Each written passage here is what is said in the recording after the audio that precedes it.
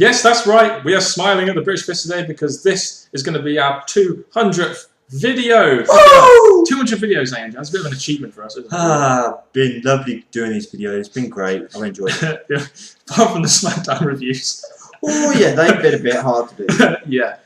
Basically, we're the British Fist, as you know. I'm Mr. Parkin, and this guy sitting next to me is the one and only NJ. What? Ah! For the 200 video, an extra long what's up for you guys. Make sure you guys subscribe up above, like this video, and put your comments on the Smackdown in that comment section down below. And please contact us in the link in the description box down below. Right, so for our 200th video, we get Smackdown. The first thing we see is the announced main event between Sheamus and Mark Henry, which meant that we didn't have to have it announced in the opening segment, which was good. I like the way they built up to that main event throughout the whole night. It was good because obviously now we know that the main event is going to be not Orton, but with these two possible big main eventers. A main event without Orton on SmackDown? Are you having a laugh? A bit surprising, yeah. Alright, should we start with the opener then? Because yeah, we're going to have to talk about who opened it. Yeah, because this week we opened with the special SmackDown GM, Bret Hart, who apparently Teddy Long wasn't able to make it. He's probably too busy with Axana or something. So basically, he comes out and announces that there's going to be a Super SmackDown live next week with Raw and SmackDown Superstars, which we are very much looking forward to, but simply because no spoilers. No spoilers, and we've got the combination of Raw and SmackDown, but it is SmackDown getting the main event on their show, so that is pretty good. Thank God. Christian interferes, and then he blames Edge for his SummerSlam loss. Yeah, blame him. And then he says he's entitled to a rematch. Makes sense. And then he brings out, it's just really stupid, because he brings out this contract, and it's just like, can he not just have his rematch? I mean, why does he need this whole contract thing? It's totally ruining Christian's character, really, isn't it? This contract says, I get the match before anyone else! Yeah, and basically, Bret Hart sets up the match for the Super SmackDown next week, which is going to be Christian versus Randy Orton in a steel cage match for the World Heavyweight Championship. So we have our main event for next week, which is good. Yeah!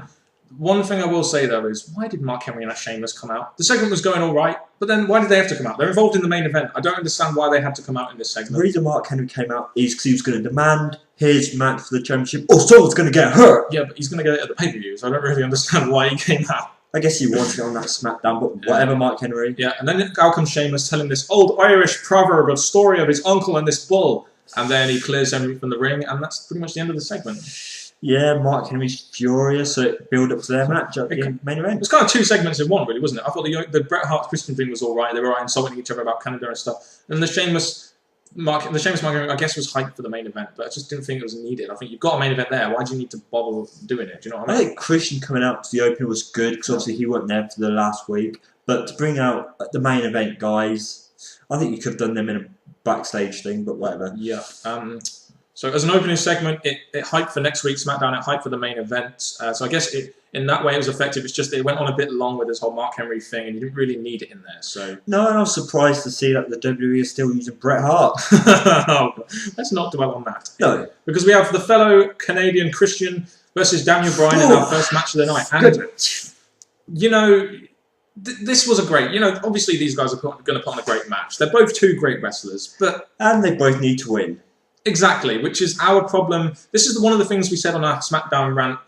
The booking here, they're going to put on a great match. Brilliant. But there's no meaning to the match. And also, why is Daniel Bryan losing for the 4th time in a row when he's the fucking Money in the Bank winner? He was even on Superstars this week, beating Drew McIntyre. You have your Money in the Bank winner on Superstars. That shows you how much confidence they have in him at the moment, really, doesn't it? So a guy can win on Superstars, but when it comes to the important night, he loses. One thing I will say, though, I guess Christian is the number one contender, so I guess he kind of had to win. Could he not win by cheating or by rolling or, pulling on the tights or something? I don't like the way they're burying Daniel Bryan. I mean, I know he looks strong in this match, sort of. Not as strong as the last few of his other matches, but come on. They have these video packages to hype him up, make him look like he's this next big guy, but then you think of his matches and you think he looks good in the matches, but he loses. Yeah, that's pretty much it, really. I enjoyed the match, with just the whole reasoning around it just really puzzles me, and it's part of why SmackDown's booking is really bad in our opinion, and why we did that video on Wednesday, which you should all check out, by the way. Which we'll link in the description box. Yes. We then have a From the Vault segment.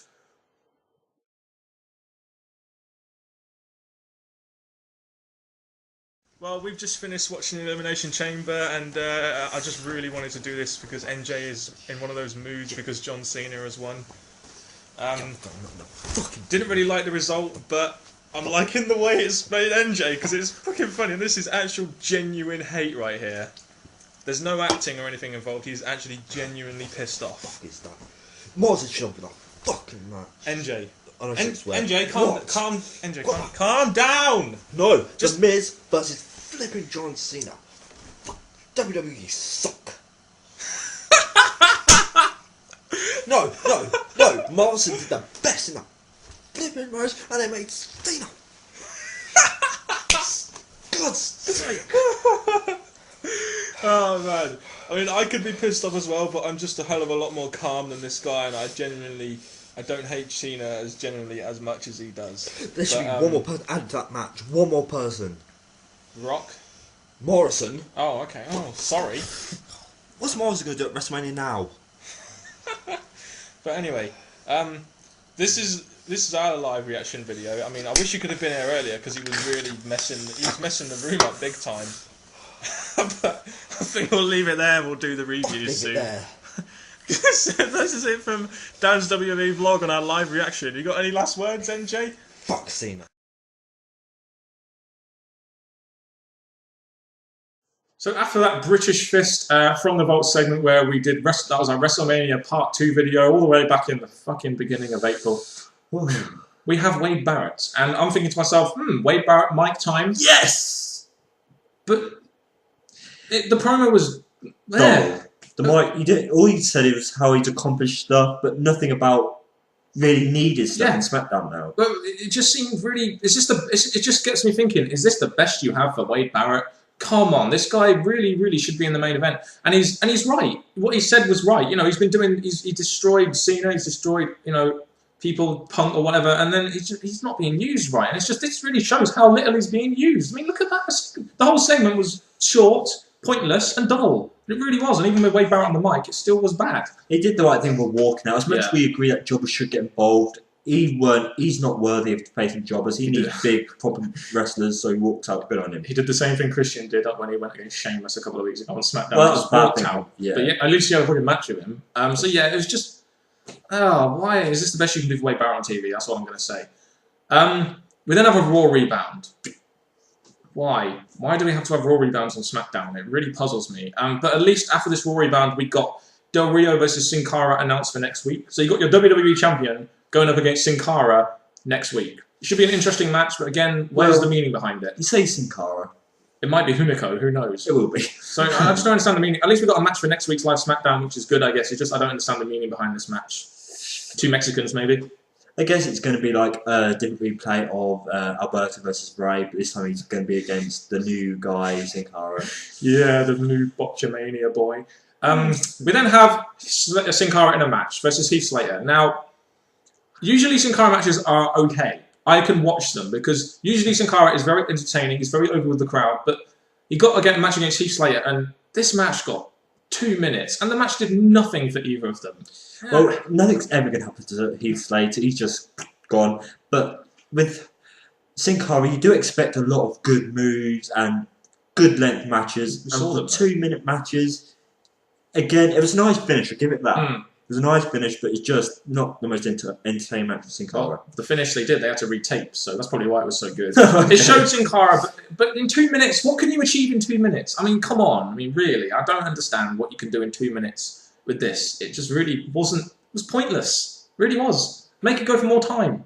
That would have been good, because, again, Sin Cara, we're hoping he's going to be coming to be the next moving thing on SmackDown, but that match just didn't show us anything. Especially when he has a match with fucking Alberto Del Rio, the WWE champion, next week. Surely you want to hype him up a bit more for that. I don't know. Very true.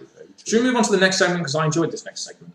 Same. Firstly, we had a video package. We had Orton versus Ted DiBiase. We had a video package hyping up the sort of little rivalry they have between Ted DiBiase, Cody Rhodes, and Randy Orton, which I thought was good going in because it gave the segment a bit of meaning and it showed you why the segment was actually happening. I liked this. I liked the beginning, the way they did it. The thing I like about this as well is we get the Cody Rhodes mic time, which we've been saying before. We need people to have mic time in wrestling. So for Cody Rhodes to have his, to introduce the match and how he's going to make there's going to be hopefully a miracle happen for Ted DiBiase. I liked it. A miracle is someone beating Randy Orton clean. But we also had the Orton Christian match announced officially for next week as well, which was good. They did well hyping up to that show, the next week's show, which was very good. They also did very well hyping up to the main event as well. What I liked about this is you got Cody Rhodes now. He's the Intercontinental Champion. He is a good Intercontinental Champion, I feel, and it's him getting involved in these main event type segments, which are going to help the prestige of the IC Championship, in my opinion. Even though he wasn't in the match, he's still featured on this main event segment with Randy Orton, which I like. I enjoy that. He's got you know, something there with Randy Orton going on at the moment. I agree. I think with Cody Rhodes, we've been saying all along, there's something about him that's going to be good for SmackDown. Yep. And I think for him to get involved, even though he's not in the match, but involved still in the SmackDown was good. Yeah. The match itself, Ted DiBiase versus Randy Orton, of course, you expect with these two, great chemistry in the ring, former tag team partners or whatever they were in Legacy. It went for 9 minutes. It was a good match, but you knew Orton was always going to win it, though. Again, as much as I knew that Orton was going to win, Ted DiBiase, for the first time in a while, looked strong, and I really enjoyed this match with him in it. Yep, so did I. I enjoyed it too. It got good time. Again, 9 minutes to get these two in a match together. I kind of expected Orton to beat him a bit quicker, but I'm glad they made Ted DiBiase look semi-strong in this match, even though he lost it clean. And then after the match, we had the whole Cody Rhodes thing. He came in, give the crossroads to Ted DiBiase and bags him, and all of a sudden, and you know, you're thinking to yourself, is this going to be the start of that face turn they're going to be giving Ted DiBiase? Because this goes back to what I was saying to you a few days ago.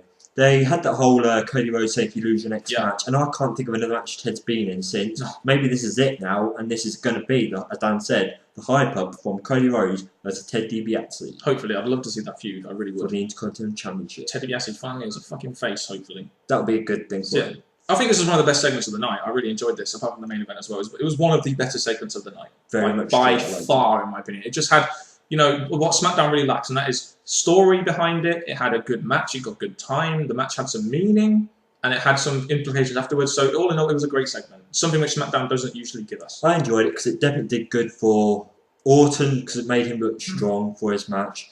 Ted DiBiase looked better because if he is going to come into his place, it developed storyline too. It does. And Cody Rhodes, he didn't have a match, which was I could look past that, but he actually did get involved, which is good. And like I said, it developed storylines which SmackDown lacks at the moment, so that was good in my opinion. It's just a shame we had to follow with a Divas match.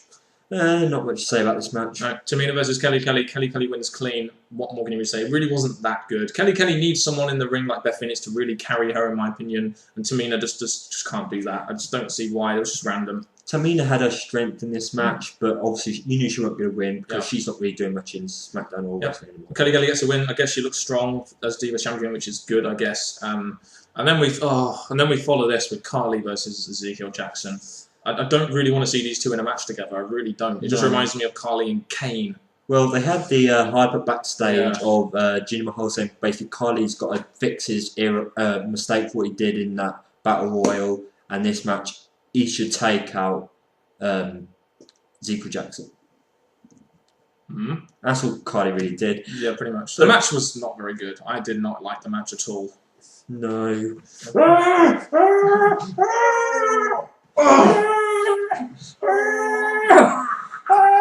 I got you now! And he finished the match with the torture act. Yeah, it was good. The finish was good. I did enjoy the finish. Just this match I couldn't get into it. I really could. There's no story really behind it. Why are they facing off, you know? Well, to be honest, I think it got more into our little match than it did that match. Oh god, we can put on better matches than SmackDown. That is the day, AJ. And then we get to our main event. There we go. Which we thought was a very, very good segment. You have a Mark Henry video package hyping up the main event, which has been hyped up all evening as well, which was good. It was good build-up to the main event. Sheamus versus Mark Henry in a SummerSlam rematch. Was needed. Your thoughts, MJ? This match was needed because we really didn't want their thing to finish, but at the same time, you've just put Mark Henry into the title picture. So really, this match should have happened instead of the Battle Royal maybe last week. But again, the match itself, I thought it was okay. It showed both their dominance, so yeah, I'll say it was okay for them. I will say for a SmackDown segment, at least this segment has some sort of storyline going into it, and it develops some sort of storyline going out of it. I think the match itself, I don't really think the match is important here. I think the more important bits are what you see before and after the match. You've got the storyline going into it, and the storyline continuing to develop after it. The match I thought was quite good. It got 7.5 minutes. You got to, like you said, you got to see both their strengths. They both look strong in this match. Sheamus wins by count out, so we get an unclean finish in a main event, which goes to develop feuds further, which is one of the things we were trying to say in that SmackDown video we did on Wednesday. So it was good how they developed the storyline using that. And then we had the whole post-match Mark Henry attacking Sheamus. Which was good because Mark Henry got counted out behind the announce table, and then he just gets furious, which is good because we need to see Mark Henry still having this anger monster side. Who's more angry, Samoa Joe or Mark Henry? At the moment, I'm going to say they've built up Mark Henry better than Samoa Joe. Yes. Good answer. And they just basically, he just took out. Sheamus had his little comeback burst, but then Mark Henry just laid him out. Yeah, they made him look very strong in this segment, but they also made Sheamus look strong too, which is why I liked it. And like I said, it goes to develop the storyline a little bit. They still got that feud going on, even though Mark Henry will have his match at the pay-per-view. So I thought overall it was a very good segment. I did enjoy it. I thought the booking in that segment and the Orton Taylor DSE segment was very good in my opinion. And the one great thing we said at the beginning of this video is the main event finished with these two and not Randy Orton. Fuck Randy Orton. He wasn't in the main event this week. He was buried in the mid-card. And this is what we need to see. Something different in the main events. And it's good we've got these two instead of Orton. Yeah, so very good segment.